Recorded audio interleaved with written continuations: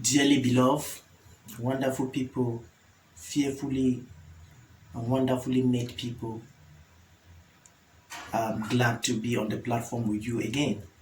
Hope you are doing well by the grace of God. At least you still have life in you, you are still breathing, so you are still part of the living.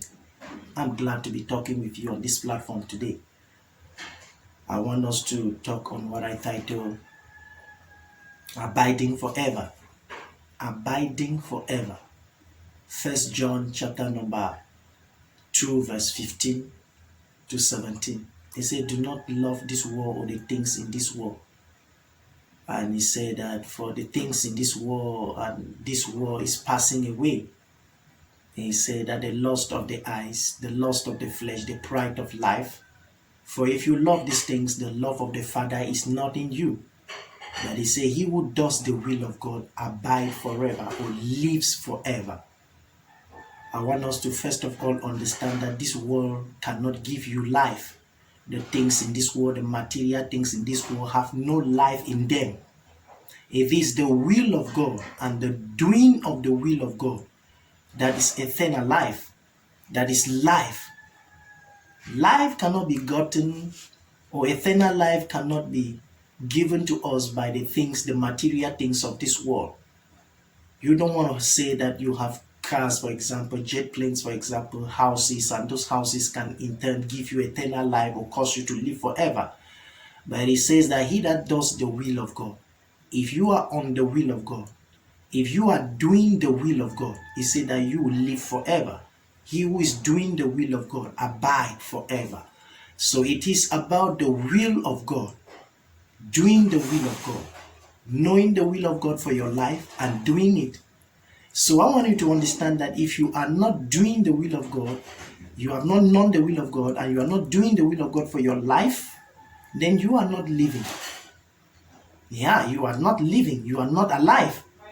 Because he says, he who does the will of God is the one that lives forever, which means it's not something to end here. That's to say that if you are doing the will of God, you are already experiencing and living eternal life, even in this age and also in the age to come. You will still live and experience eternal life. That's why the Bible says in Revelation chapter 14 verse 13, it says that I heard a voice saying that blessed are those who die in the Lord, for their works will follow them. They will rest from their labors and their works will follow them. So it's about the will of God that you are doing that has to impact you, that has to influence your life, even in this age and also in the age to come.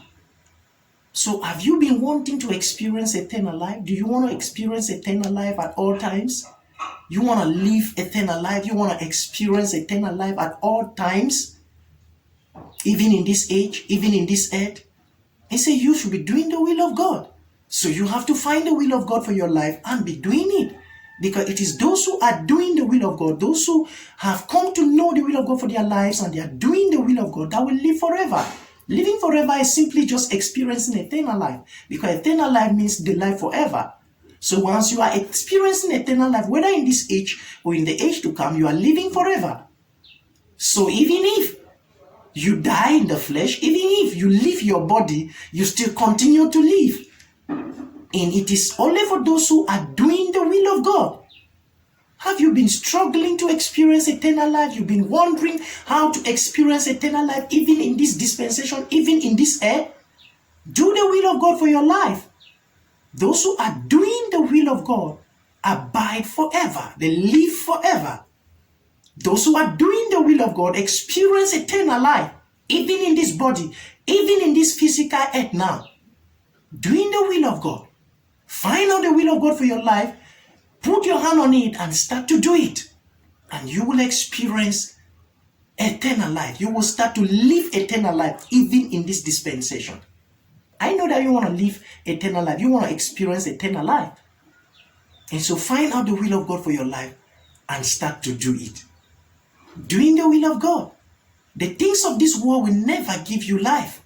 They will kill you instead. The lust of the eyes, the lust of the flesh, and the pride of life will only kill you. They can't give you eternal life. They kill. They will destroy you. They will squeeze life out of you. And so if you want life to be retained in you, if you want to experience eternal life in the earth, put your hand on the will of God for your life. Find out the will of God for your life and start to do it, and you will experience eternal life. I know that within these few minutes, the Lord is giving to you a wonderful secret, and I pray that you're going to put it into practice. You're going to say, Holy Spirit, teach me the will of God. And after this moment, you will put your hand on the will of God, and you will so experience eternal life, even in this body, even in this earth, even in this dispensation, and in the age to come, in the name of Jesus Christ.